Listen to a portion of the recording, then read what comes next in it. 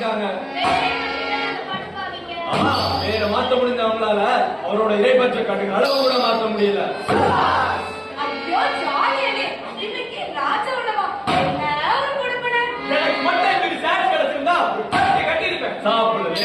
அதான் அவரோ தேவ கட்டளை பின்பற்றி மாமிச உணவை திராட்சை ரசம் மற்றும் போதை தரும் மதம் தவிர்த்தாங்க. ஆனா அவரோ தேவ கட்டளை பின்பற்றி வாழ்வதா அரச கட்டளை பின்பற்றி வாழ்வதா நமக்கு ஒரே குழப்பம்.